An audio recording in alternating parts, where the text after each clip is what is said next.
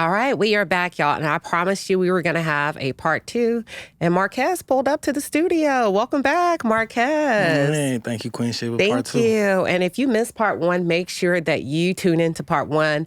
The description to the video is in the link. But Marques Barnett, y'all, Love and Marriage Huntsville star, he is here in the studio. And listen, you're rocking your Kingin hat. yeah. I got to represent Kingin with the one and only Queen Shiba. It looks good. Green looks good on you. Thank you. I want to talk a little bit about the show, just to kind of pick up where we left off. But I want to talk about what you got coming down the pipeline. Let's talk about Don't Crash Out, DCO. The DCO, Don't Crash Out. Yes. Don't Crash Out is more than just a saying, it's a movement. I truly believe that I feel like I could be a vessel for a lot of people who are going through different issues and they get to that point where they might want to crash out. But I feel like if I tell my story and I continue to stay the course, then I can possibly save some lives. But yeah, the Don't Crash Out movement, and also got a couple other things going. I like that, and I'm going to lean into that a little bit more because I think that's big in the culture right now, the crash out gang.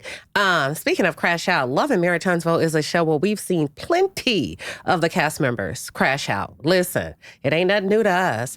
But when you think about your opportunity, right, to be on this show and the reason why you came, tell me a little bit more about what you're hoping or what you would like to see come from you being on Love and Marriage Huntsville. Well, Queen Shiba, initially when I came into the situation, I had no agenda, no motives. I had no idea what I was really getting into.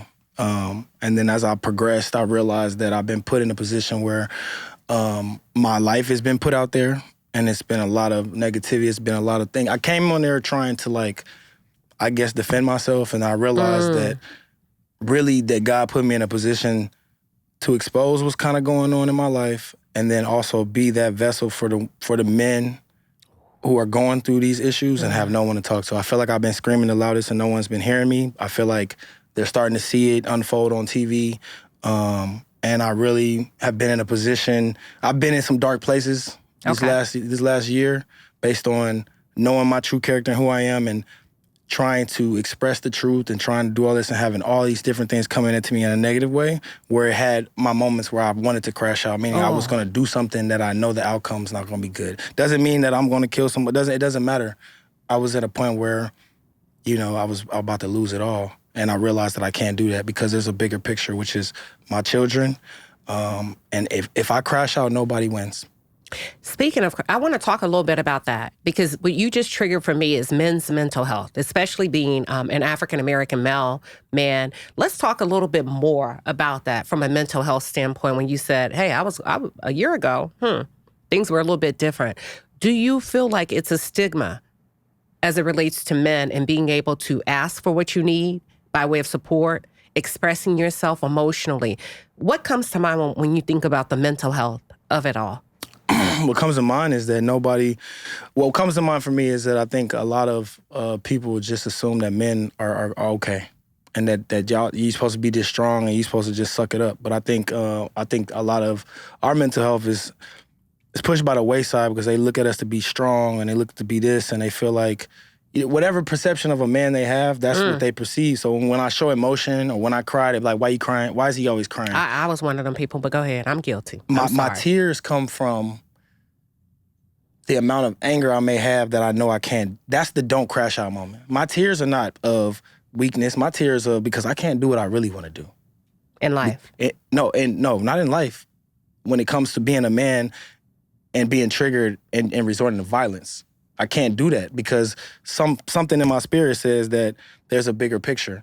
And I think the stigma is that if you cry or if you express emotions, you're weak.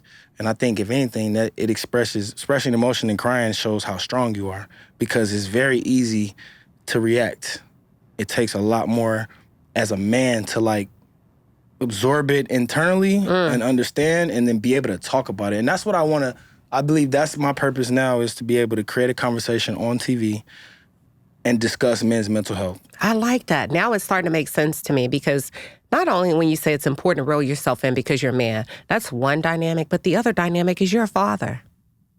I'm a father, and it's tough. It's tough to be perceived as weak, you know, in front of your children, and so that's why I've had to have real in-depth conversations with my son and my daughter to let them understand that, like, you know, my emotions are because I really do care, and you know, I might not always express them the best way, but I know that, like, I'm losing my train of thought. In the end, I have to keep them in mind for the bigger picture, and it is hard to be this strong father figure and then also be this man who has real emotions. Yeah. So, when I think about men, in my opinion, correct me if I'm wrong, I want you to get in on this. I think you guys are built differently than women when it comes to your self-esteem, your self-worth. I think with a man, it's primarily focused on financial. With women, it's primarily focused on family, commitment, relationships. Are you where you want to be financially? no, I don't think, I'm not where I want to be financially until I'm financially free, and I'm not there yet. You know what I'm saying? I've never been, I've never had issues as far as, like, my kids have always been straight. I've always been good, always had 6 figures, but I'm looking at the bigger picture, and I'm looking at sustainability. I'm looking at generational wealth. I'm looking at legacy. And that's why I chose to leave corporate, because I know that where I am financially now, or where I was, is not where I want to be anyway. And so right now, with me being on TV, it's accelerated. And I know that finances are a big part, though. They play a really big part in mental health. They play a big part in relationships. They play a big part in everything. And I know that, you know, I'm not where I want to be, but I'm headed there real soon. like a spaceship. It's rocketing up. I really. asked you that question for a reason. And let me tell you why I asked you that. It's because I feel like that has been weaponized against you, right? Both on social media and also on the show. And I listen, let me tell you something. Ain't nothing more beautiful than having an open and transparent conversation. And that's why I asked you that, because some people will weaponize what they perceive to be a weakness and or a flaw. And hell, we all got them when it comes to money. I don't know nobody that's just doing it and don't have to work. So that's why I asked you that. And thank you for being so open. Yeah, of course. I mean, one thing I learned is I don't have to prove myself. But the people that know me, that have been around, my colleagues that I work with, my resume is amazing. Okay, Yeah. So when we talk about financial stability, I've always had that. So we're past that, the financial stability. Like for an example, I watched this clip of Trish and Ken, and he's speaking about this money and all this other All stuff. the time. And you know, obviously that lets you know where his head is at, right? And what bothered me was he said, when you're struggling, tell your kids. I want y'all to be clear. Let me look at y'all. Oh, hold on. My kids have always been straight from day one to infinity. My kid, the house they've lived in, five bedrooms, 6 bedrooms, their life has not skipped a beat. Now, maybe he added some vacations and he might have added some Jordans on some shoes or whatever, but... A little accessories. We call it accessories. A little things that don't really matter, because when it comes to the core, if my kids are taken care of, my kids are very well taken care of. They're very well mannered. The things that you guys been able to see on TV, that comes from me. That comes from my family. That comes from the core of teaching them things that really matter, right? And they're gonna always be straight. So this whole money stuff, I think it's lame. I think that's a weakness. I think he's overcompensating for whatever reason. Let me say this now. I don't mind a little accessory. But I do know accessory cannot replace love. And I'm not saying anybody has it or anybody doesn't, but I know it's like the icing on the cake, but it's not the end-all, be-all. I want to go back to something. Oh, finances. Now I'm going to be messy. Speaking of finances, you know they say Carlos don't pay. What you working with? Did he pay you? Is he paying you good? Because, you know, other cast members, they come on here and talk with me. It's like, girl. No amount of money can be worth the amount of scrutiny and attention that's been brought onto my family. So Say that again? I said there's no amount of money that production, Carlos, or anything could give me that will compensate for the amount of attention and the amount of controversy that's brought into my life. So when I went into this situation, I never went into it about getting paid from reality stars don't get paid, right? But you got to eat. And that's where the platform comes in. You got to eat. That's where the don't crash out don't comes in. That's where the movements come in. That's where the conversations come in. The Love and Marriage Huntsville is a platform. And I recognize that. So you're not working free, are you? Absolutely not. Okay, good. Oh, if that's the question, am I getting paid? Yeah, I'm getting paid. Come okay. on now. I'm just saying. I'm getting paid, but what I'm saying is there's not enough. Okay. The money that I'm getting paid is still not worth if you don't have a plan, right? See, I had a plan. So if you come on the TV and you think I'm gonna get paid because I'm on this show, then you got it all wrong. Gotcha. I prayed about this before I came onto this show. I thought about it. I understood what came with this, right? So I had a plan to have brands, not to take advantage of the viewers, but to actually have a real cause behind some stuff based on my real life. And I think whatever I'm getting paid, it ain't enough, but the platform itself and you know, the amount of, I guess, exposure, if I take advantage of it, it's well worth it. That's good. I like that. I'm really thinking, I'm listening to you. What are some ways, or what are your thoughts regarding how you plan on taking advantage of visibility? Because you should. I know I would. But what do you got going on that you feel like would be worthwhile? Something that the viewers should be tuning into, not just for on the show, but your life behind the camera when the cameras go off. Okay, I'm glad you asked. So actually, you know, without talking too much, I think my life will be put out there a little bit more, and we can talk more about the business ventures. But I can give you an idea of some of the things that I've been working on. Currently in Huntsville, my business partner, I started RCE Skills Academy, which is a youth sports facility, and we have a youth empowerment summit. And actually, since we're here, Queen Shiba, I would love for you to be a sponsor. So we can talk about it. And if you open to it, I will give you some information. But we're doing a youth empowerment summit for youth ages 15 through 18. Okay. We might lower it 14 to 18. Are these like foster kids? Are they in the system, or is it just something like a community program? This is in Huntsville, Alabama. This is a community thing. This is for underprivileged youth.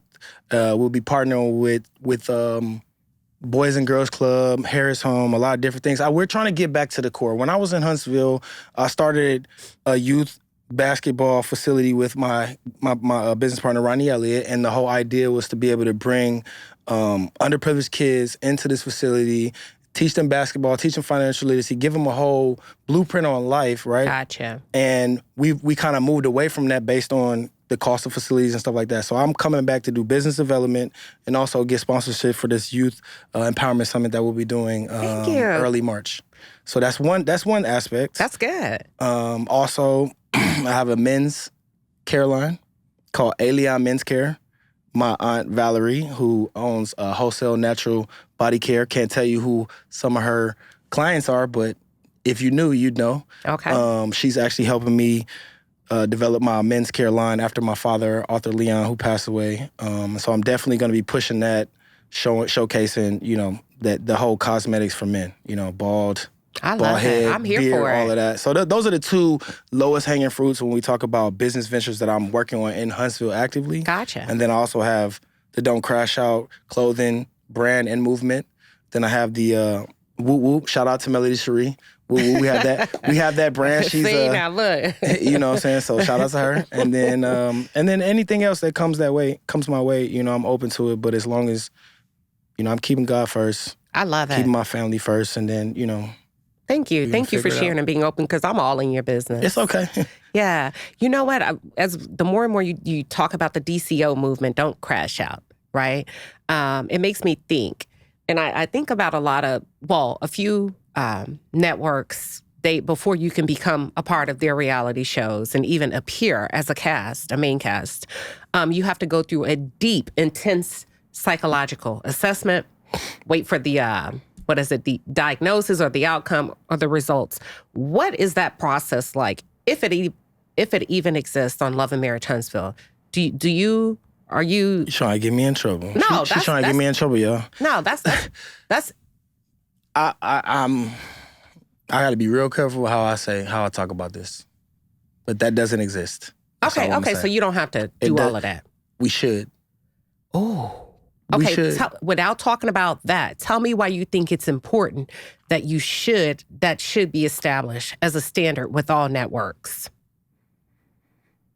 Because mental health is real and important. And when you don't assess what the person's already mental health is and you put them in a position to be with millions and millions of people to come into their lives and then you go out in public and you got all these opinions, then you don't know what can happen.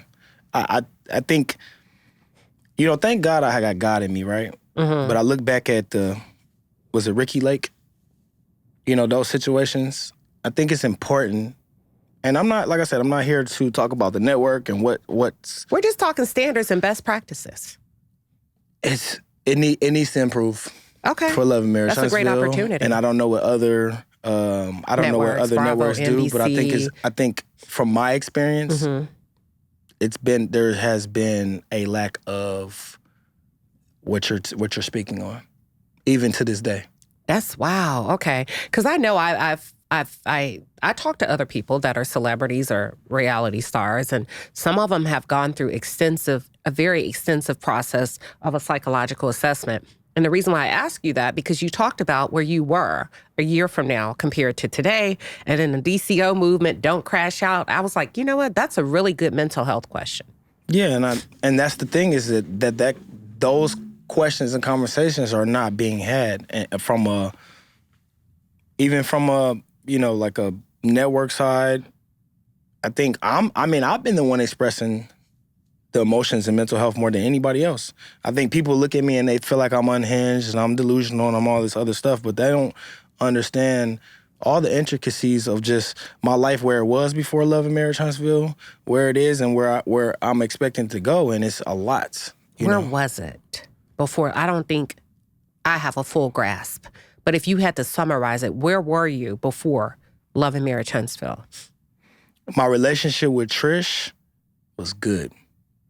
Ken, we got past that. It was me and her communicate. So where I was in a good place of being in Atlanta and knowing that, okay, I'm here for a reason, right? Not to party, not to do this, but to get to the generational wealth, to get to the finances, and also figure out who I am as a person. I've been married since I was 18, 19 years old.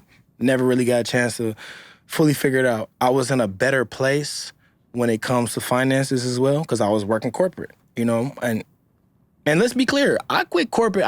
Whatever I'm going through is on purpose, okay? I'm staying down for the come up, because I got 6-figure jobs that I be turning down. Why? Because if I take those jobs, I will never be able to get back into my children's life like I need to be. Okay, what do you mean by that? If you take that job, an opportunity to make 6 figures or more, right, how would that prohibit you? Because I'm more than likely going to have to travel 5 to 6 days out the week, or I'm going to have to move way further than Atlanta.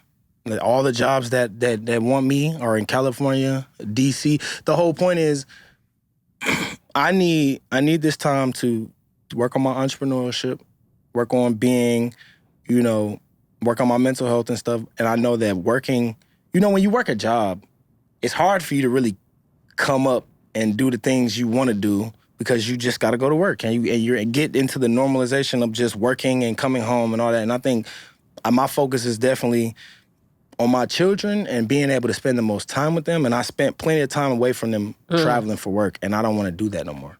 Okay, I want to play what is the Devil's Advocate. Oh, let's go. That's a good movie, real quick. Devil's because Advocate. Some people will say, I understand what you're saying, but on the flip side of that, reality television is work. And some people will say, you're choosing fame, or is it that you want to be on television as opposed to making a living as a man? What would you say to that?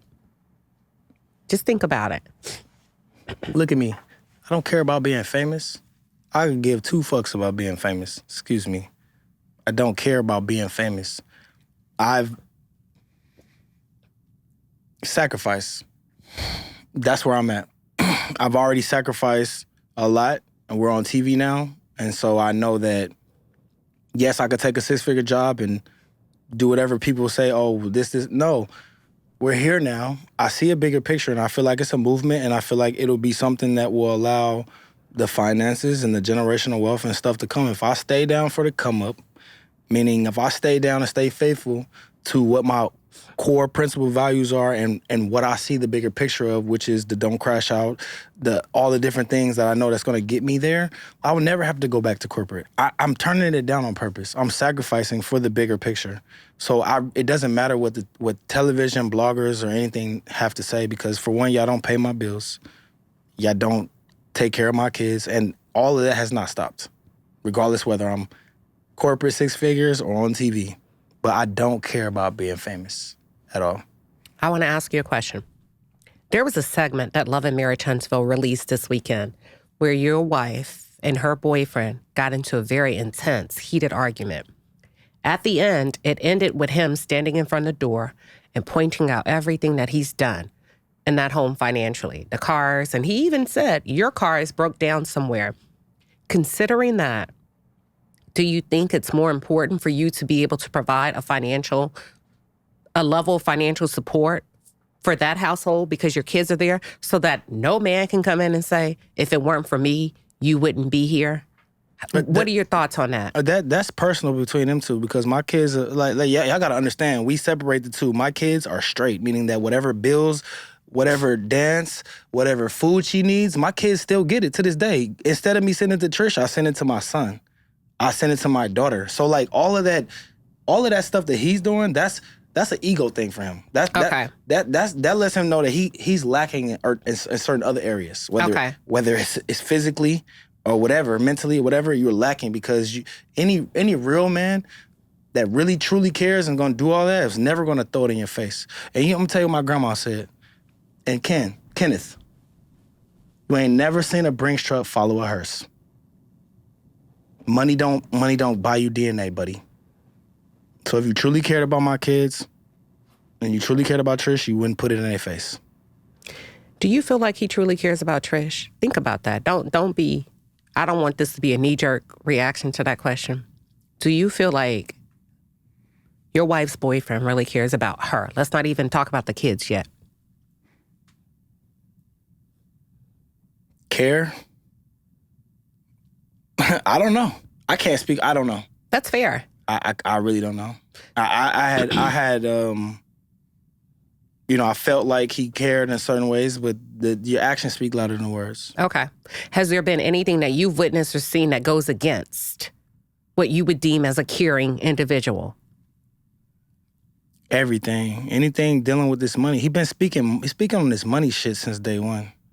If you care, bro, I think he cares more about my kids than he cares about Trish. And I think That's interesting. And I think that's because either there's underlying issues, right? Because he was molested, and he put that out there. Okay. I kind of remember. And let's be clear, because I know for a fact he's not doing nothing to my children. So let's not even put that out there. Thank you for clarity. We don't play those games. Okay. If I felt any type of way, we wouldn't even be sitting on this couch. Okay. I have real conversations with my daughter and my son about all of that, and that was from day one. Okay. That was my biggest concern from day one. So none of that has ever been an issue. But I think he has this infatuation or this idea of wanting to be this father. But I question it, because your father died when you was 9, so nobody really talked. I don't know. So back to your original question, I don't know. Do you talk to your kids about that? What's your experience? Are you happy? Are you cool? Mr. Ken nice to you? Do you have those kind of conversations? Yes. As a father? Yes. And not with my daughter though. No? No, she doesn't want to talk to me about any of that. I would think that you would be more concerned with having that conversation with your daughter because she is a younger girl. I am, but I've had conversations initially whether or not she's been touched or anything like that. So yes, that conversation has been had, but as far as how she feels about him and their relationship, I haven't got too much in depth. All I know is that she hasn't been touched, she hasn't been abused, and those two things are the core, right? And then all the other stuff we can figure out. My son, he feels like he never was pushed up on by him, as far as like he never tried to be a father. He respects the boundaries my son that said your son he felt has that, put in place. Right? We said that my son just said he never really had no issue with him. And I think, okay.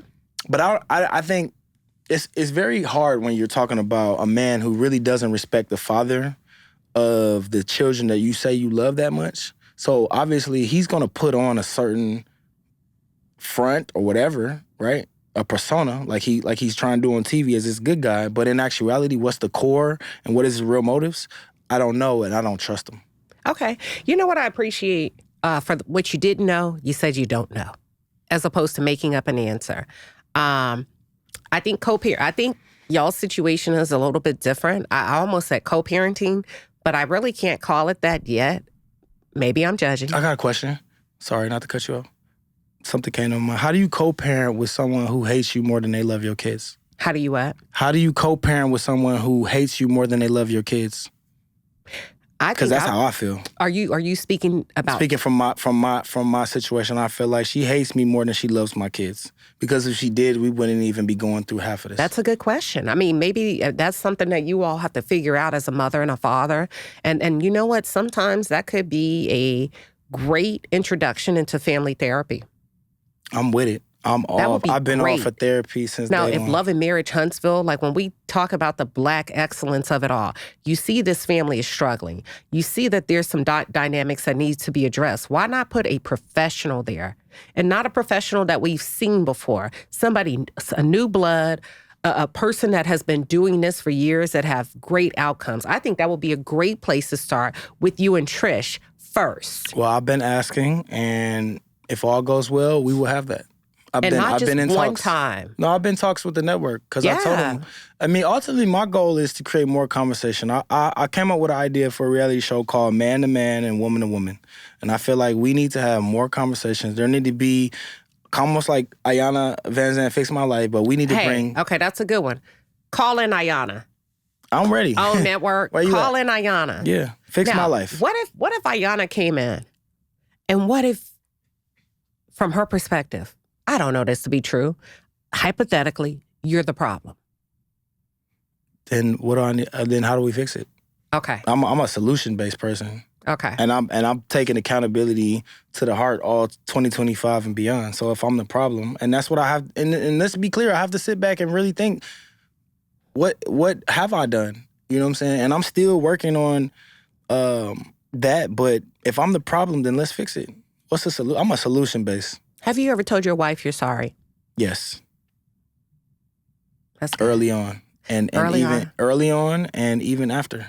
Even during the controversy. Mm-hmm. I just said, I apologize just for us not even being able to figure this out before we went to this point. Like, I apologize for the conversations that we didn't have based on a lack of understanding, respect, or whatever it was. So yes, I've apologized several times, but I don't think my apologies mean anything. It's okay.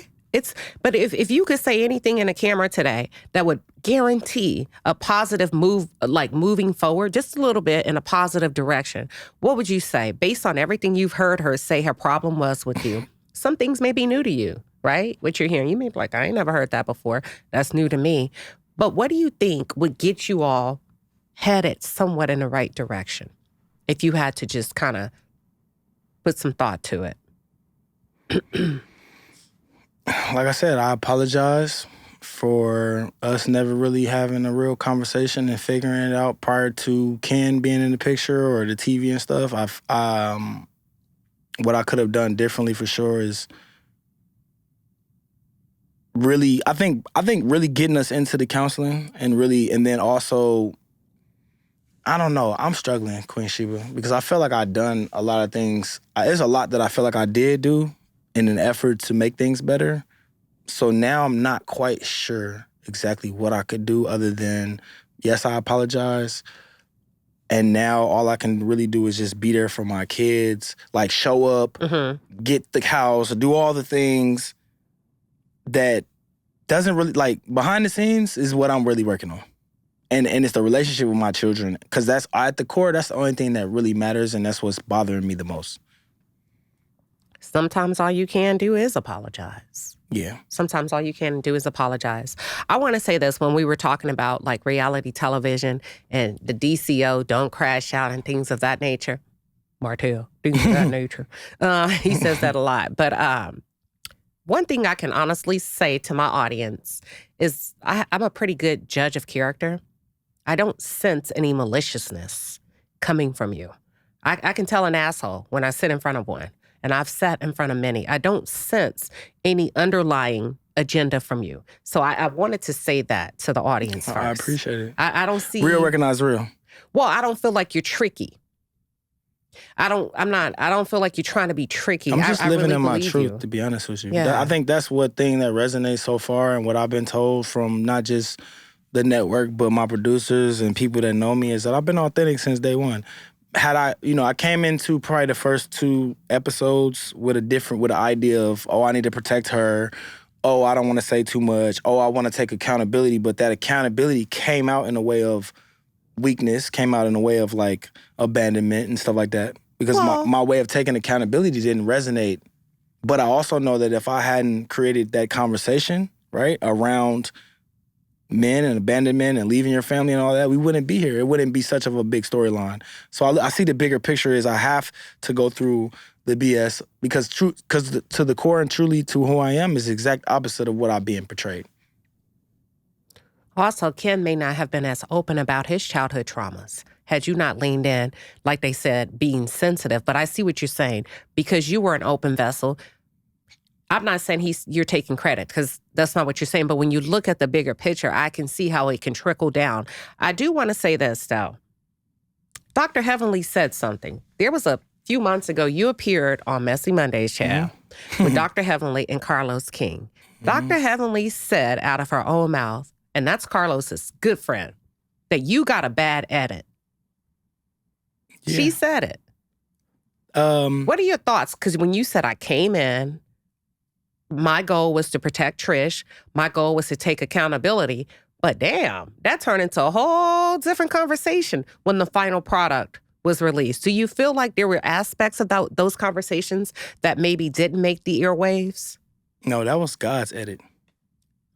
That was God's edit. Okay, tell me why. That wasn't a bad edit. That was God's edit because he saw the bigger picture. He saw that I had to be perceived a certain way to show that in the end, the end results in my true character. So was it a bad edit? I wouldn't call it a bad edit. I would call it what it was, which is whatever I presented to them is what they decided to put together after a 2.5-hour conversation. They wanted to come up with 7 minutes or 5 minutes, and that's what they pulled. And that was coming from someone who's never been on TV and doesn't understand that every word that you say, every gesture, the way you look will be scrutinized. Okay. So she was mistaken when she said that. That's an opinion. How come you correct her on live? Because when we say bad edit, that's what she said. I didn't say it. And you heard her though. I did, and you saw what happened after that show. She quit. Because you can't play with God's children. And she talked to my grandma for 2 hours because she felt strongly about this edit. Well, she said she's not in the business of breaking up or harming families. I heard her. But obviously that's not true because the stuff that be coming out her mouth. And that's what we had to talk about. Dr. Heavenly, I love you. Okay, go ahead. What happened? Dr. Heavenly, I love you. What happened? And we done had this conversation. But, I've seen some stuff that's occurred since we've talked. And, I don't know where the progression is when it comes. You don't know what? Where her progression is when it comes to not wanting to be perceived as this evil, mean person. And I don't know if it's for TV or real life, but the real life conversation we had with my grandmother let me know that she's more than just Dr. Heavenly and this reality star that just talks shit. So I don't know if she meant it or what. But it can be tricky out there, can't it? It's tricky. Yeah. This whole world is tricky. It's tricky. When those cameras come on, you be like, whoa, hold on. But that's where what set us back recently, because me and Kenneth, and I'm calling him Kenneth now, me and Kenneth had an understanding. Okay. Right? Prior to us getting back on this camera stuff. And then they forgot that I'm not about that. Like, I'm gonna always keep it real. And that's why when I'm on camera, are we speaking in reality TV or real life? If I'm filming and they start being weird, then I'm gonna call it out. They? Anybody I'm filming with. Any cast member. Gotcha. If I know you personally, and if we had a conversation prior to, and then we come on camera and you start being on some weird camera shit, then I'm gonna call it out. Okay. Because one thing about me, I'm gonna stay authentic. And that's why I know that I'm gonna be okay. Because I'm not sticking to the script.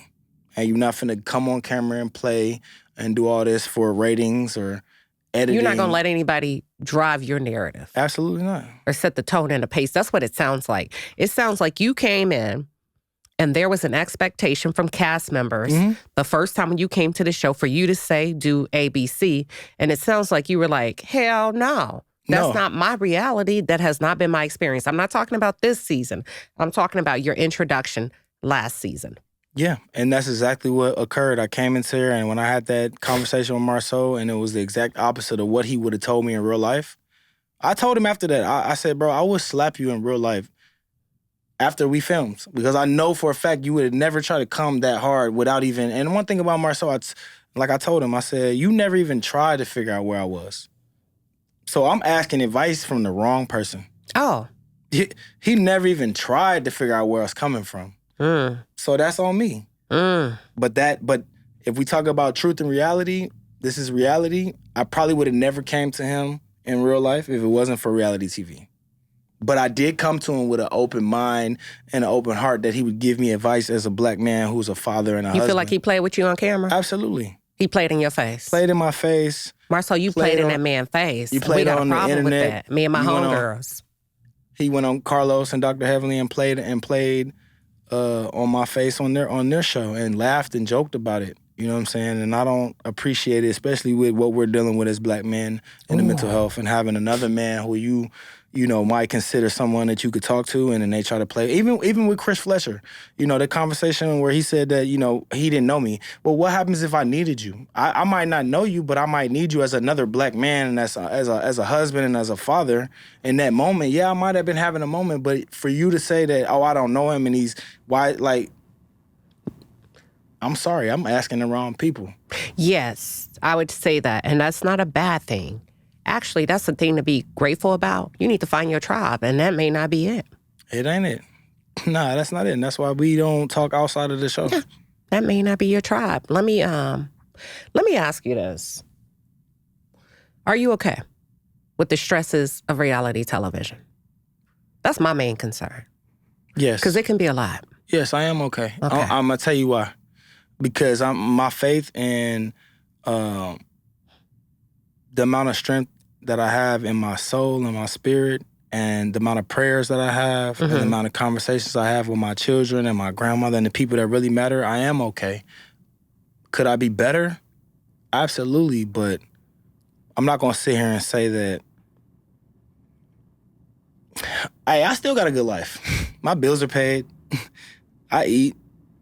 My kids are still healthy. If you really want to look at the bigger picture, nobody's dead. Nobody's got a disease where they're dying. Nobody's homeless. So I have no choice but to be okay. But am I uncomfortable? Absolutely. In some situations. And yeah, in my whole entire life. Because right now at this moment, I'm at a pivotal point where I'm in transition, right? I could be back here and be the stable and go to work and do all of this, but I'm at a point now where I need the ability to be sustainable for the rest of my life and generations to come, and it's going to take me stepping out on faith and sacrificing and doing the things that I kind of always felt, which was not to be in corporate. I've always felt the entertainment bug. My father was a pioneer in the music industry.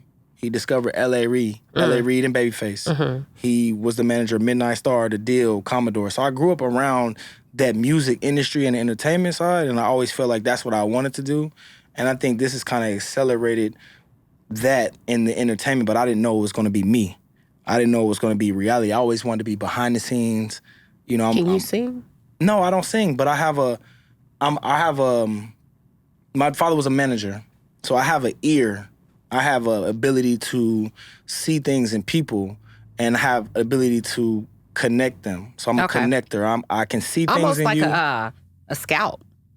Scout, I see synergy in people and I see opportunities in them that they don't necessarily see, and I'm all about figuring out a way to help people without anything in return. My dad always said, protect and serve and do things for people without any expectation in return. And I stay true to that. You know what I'm saying? I stay true to that in everything that I do. Just don't crash out. Don't crash out. DCO. Don't crash out. Don't crash out. Nah. Let me I can't. Now that you know what you know, and you've gotten a little bit of real life experience of how reality television works, trial and error. What if I knew then what I know now, I would blank. If I knew then what I know now, I would have always stayed true to who I am and told the entire truth and narrative. I would have been more detailed, and I wouldn't have been trying to be so reserved when it comes to trying to protect someone who doesn't want to protect me. You feel like Trish still love you? I'm keeping it real now. We having a real ass conversation. You feel like Trish still love you? Absolutely. From the look in her eye? Absolutely, for sure. Are you? Yeah. So there's no hate? There's resentment. She don't hate me. She resents me. Okay. And she loves me. Is it justified? That what you'd have to ask her. You know what you did or didn't do. I'm not saying you did, but before there was anybody, there was the two of you. Is it justified? Is what justified? Her feelings? Her resentment. Because you may have some. You'd have to ask her. I can't tell you what's justified from her perspective. I can tell you what's justified from my perspective, and I made the right choice. Your what? I said I can tell you from my perspective what was justified, and I made the right choice. Which was? To leave the marriage and figure out who I am so I could be the better father, human being that I was always destined to be. And I was being held back. We were in a situation where we were together for so long, and it just became, we were comfortable. And that's not healthy when you're not really compatible and you're holding on to things. And I think a lot of us hold on to things. Like Marceau, not to speak on his, I don't know, but I feel like he's holding on to something because it's comfortable. You mean his marriage? Absolutely. That's why, that's what he's, the whole. What makes you say that? Based on his outlook on and how he presented to me that basically I don't care what goes on in my household, but I'm never going to leave my kids. So basically for him, he don't care how miserable he is or how miserable his wife is.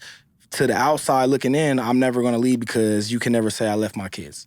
And that was the whole conversation. He's not willing to sacrifice whatever happiness or whatever issues he may have because he doesn't want to be looked on as someone who allowed another man to come in to their children's lives. Okay. And that to me, to each his own, but I know where I was mentally, it was the best decision to make at that right time, and I had to sacrifice for the bigger picture, and that's kind of where we are now. Some people would say, you know what, that's the way a man, that's what commitment is all about. You think it's different than that? I mean, so when we say commitment, how committed are you when it comes to your mental health and your happiness, though? I think the difference is people are seeing me as a man go through it versus what women go through. Because if it was the other way around, women would be like, bro, you should have been gone. Da-da-da. Like, you know what I'm saying? I think there's a lot more empathy when it comes to what y'all go through. But then when they look at me as a man, they think the perception is I'm supposed to be strong and sacrifice, do all this and all that. But no, what happens when you don't?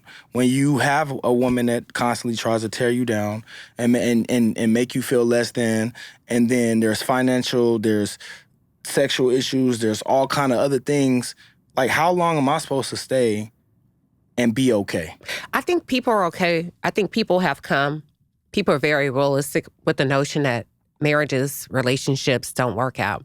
I think what happened is there's a narrative that you don't contribute financially and you've abandoned your children financially that has been put out by your wife and her boyfriend. That's the problem, whether it's true or not. And that's the dangers of things, whether they're true or not. When somebody can put that out there, people run with it. I think that's what you're feeling. Yeah, but you can put it out there, but where's the facts? Let's be factual, right? So we can say, so when I pull out receipts, I'm feminine, or like I'm giving off sassy energy. When I don't pull it out, I'm, then it plays into this. So like, at what point do I care enough to even have to show you? And right now, I don't care enough because because to the true core of who I am, and to my kids, and to the people that know me, and to the IRS, and to ADP, and to what's my ADP? Retirement. ADP, where you get your paychecks, to my retirement that I have, none of that matters.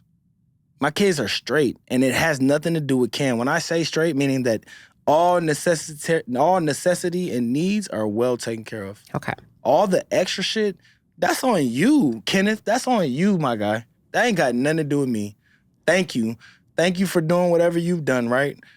But you cannot sit here and utilize what you've done for them and think that that's real love and that you're supposed to get a cookie, a bone, or whatever for that. Like, a real man don't do all of that. I want to go back to something you said. You said, I think, let me see if I can remember it. You said, I think he's more concerned about my kids than he is being in love with Trish. Walk us through that real quick before we wrap up. I just feel like that he's overcompensating for whatever reasons, whatever childhood traumas he had, whatever reasons he can't have children, because the amount of attention and the amount of conversation around my daughter and my son is way greater than their relationship and what they got going. I think his thing is, I'm taking care of your kids, I'm doing all this and this and this. You don't have to say that. If you really care about Trish, then you shut the fuck up and you keep quiet and you do what you got to do with her, and you say, hey, look, whatever you and your ex got going on, I really want y'all to work that out. And if I could be there, because if you really, really care, you don't bring up money, bro. You don't bring it up. Because if that's the only thing you value, then you don't care about her. And you care about my kids and the image being portrayed. You want my kids to like and love you so much so you can fill whatever void he has from being a child without a father, for being molested or whatever he said he had going on, or not being able to have kids. So that to me shows me that he cares way more about my kids or the image of being a father than he cares about her and the idea of being her husband. Are you concerned that should things not work out between he and Trisha, that he would break your daughter's heart? No. Being that he's been such an, according to them, such an integral part of her life, according to him. Hey, ain't no love greater than the father's love, so she'll be okay. Whatever heartbreak she have, it won't last long.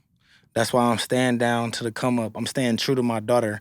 I had to go to her dance here in Atlanta and sit in the back. When I went to go speak to her. Why you had to sit in the back? Because I don't want to crash out. You couldn't sit in the middle? No, I don't need to. I sat in the back to avoid all the conflict. way in the back. To avoid conflict. That's the problem, Queen Sheba. No, I'm just saying. Y'all gotta understand. I'm doing certain things to avoid certain things. Okay. So no, I don't have to sit in the front. Okay. But I was the first person to see my daughter before she went on stage and when she got off stage. But I wanted to avoid conflict because ain't no security around here, ain't no cameras, ain't nothing. And you in my city. So yes, I sat in the back out of respect for my daughter. My daughter texted me and said, if you do something stupid, I'm blocking you. You can't come to my competition. Hold on. How old is your daughter? She's 11. Why does she feel like 11. her father would do something stupid? Because her mother has implanted she in her mind. She hasn't seen you do anything stupid? Not at all. Okay, keep going. No, not. Okay, when we say stupid, my emotions have been high since the beginning, based on how Trish and Cam were interacting, how my daughter met and all that. So she's seen moments where I've expressed to her how I feel about him strongly. I've told her I stopped lying to my daughter and sugarcoating shit when she was 7. When I removed myself from the middle home and I moved into that house, I stopped talking to her like a child, and I expressed to her what was going on about her relationship, all of that. And I think, what was the question? Sorry, I lost my mind. I said, you said your daughter texted you and said, listen, if you do anything stupid, you're blocked. And I said, wait a minute. How old is your daughter? Right. You said 11. I guess for me, I don't know how a child comes to a point where they can communicate with their father or mother like that. So I said, what would make your child send you such a strong text? Yeah, I truly believe that it has been the influence of Trish and Ken. It initially started with Trish being resentful for me removing myself from the marriage because my daughter would sit down. You know how you lay on your mama's lap while she's on the phone laughing and giggling, and you're not really, but she was on the phone gossiping and saying all kinds of things about me because obviously she was hurt. My daughter even texted me when she was like 8 talking about, why'd you call mommy a bitch in the text message? Oh, so she's been exposed. She's been exposed a little bit of since back day and one. forth. And I told one thing from about both sides, right? No, not from me. Okay. When you say exposed, from me, I've always protected her. But when Trish started putting out the false narratives, when she started, demeaning my character and started saying all these different things, I had to become more of an adult, having adult conversations. I never disparaged her mother, but I had to express to her what the situation was going on. Got it.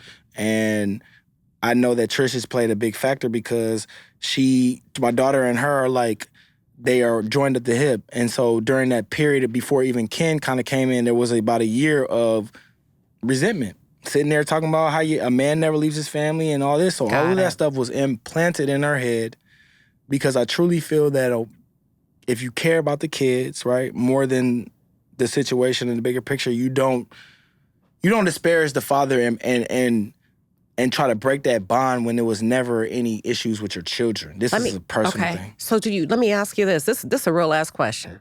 I just keep it real. I don't know how to be fake. Keep it real. Do you feel like the show is leaning towards bringing y'all closer together for resolution, or do you think there's going to be some separation here and drive you further apart? Are we saying the show as a whole, like as far as like some the people production, feel like what they were trying to accomplish, or are you just saying? Some people feel like reality television will tear a marriage up and will tear families up. From what you've been able to just feel, do you feel like you guys are moving in the right direction from being on the show? I felt like we were moving in the right direction until some recent occurrences. Okay. But ultimately, I think it's just going to come down to me and Trish. Do you think the show is a job? Do you think it's going to help or hinder the conversations that you and her can have, or help or hinder? That's it. Help.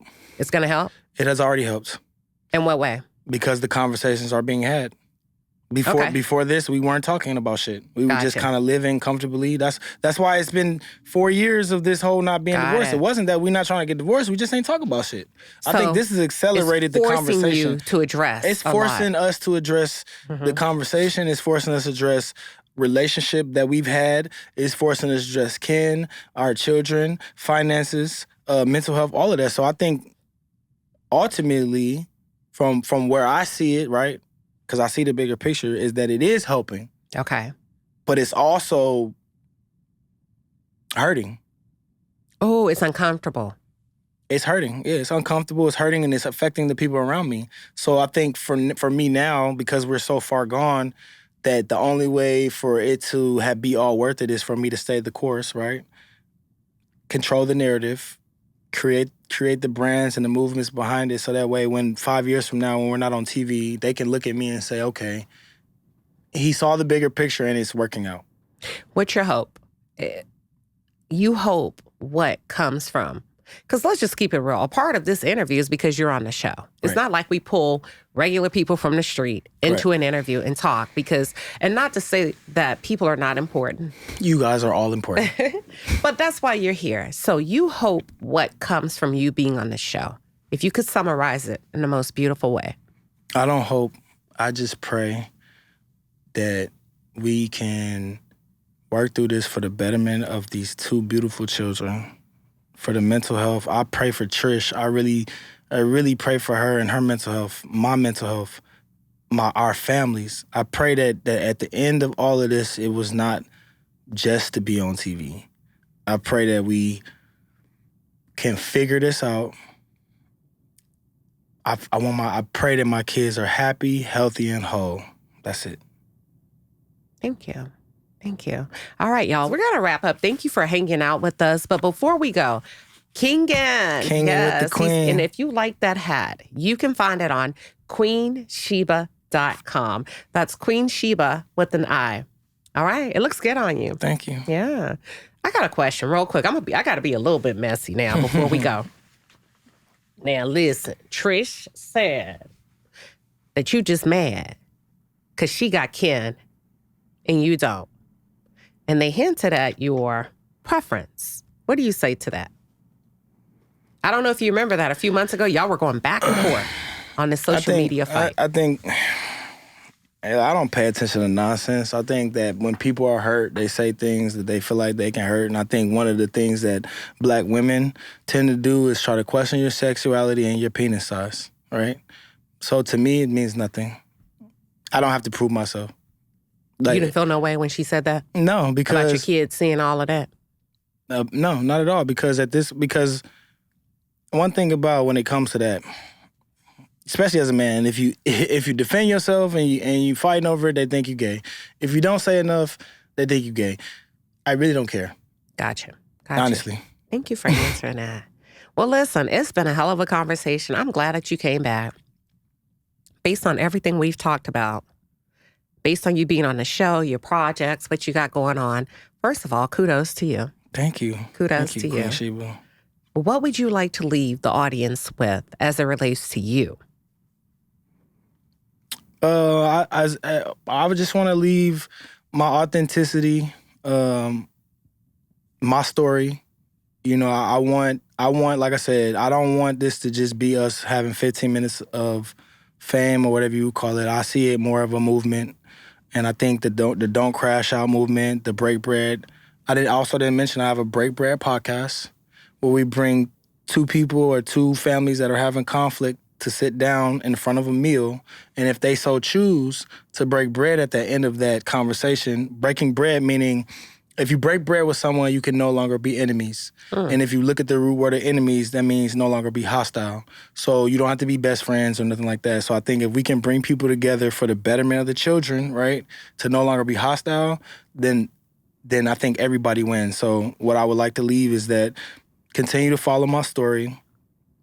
You'll see the bigger picture when it's all said and done. And if we can help and change lives and I can be the vessel for change, and if I'll cry on TV, whatever. It doesn't matter. If we can create conversations around the stuff that a lot of us men are not able to talk to, we scream the loudest and no one hears us until we crash out. Oh, wow. So if I can avoid that, then God I love bless. it. I'm here for it. Thank those of you that are tuned in for joining us tonight.